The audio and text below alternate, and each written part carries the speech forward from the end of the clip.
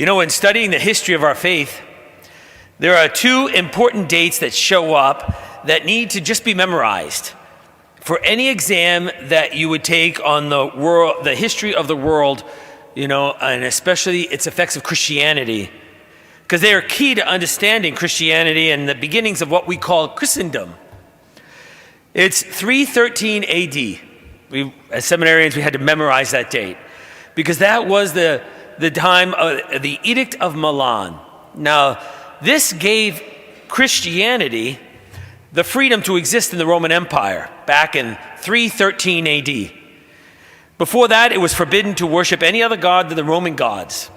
And Christianity was persecuted. A lot of martyrs at that time. A lot of people who believed in Christ had to suffer terribly. It was 313 AD, and the Edict of Milan was an important event because now we could publicly worship God.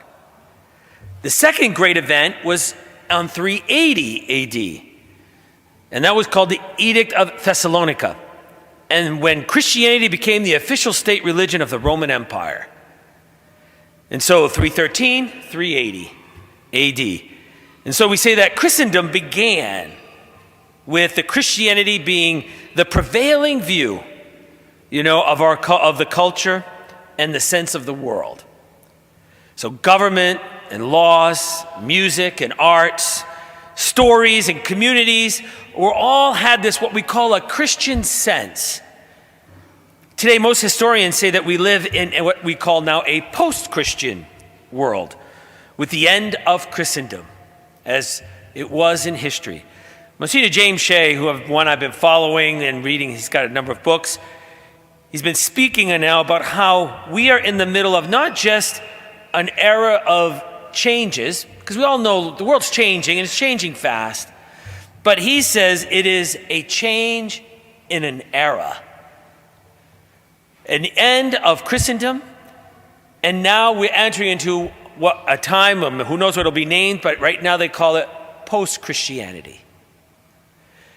We all know that. I think that it should sound right to everybody here because we're living through it, and we're Christians. For most Catholic families, the experience is when I sit down with them to bury their faithful and faith-filled, devotional and deeply Catholic grandmother who went to daily mass, loved the Blessed Mother, prayed the rosary every day, and knew Catholic teaching. So that's what I'm trying to bury. The family's in front of me. The unbaptized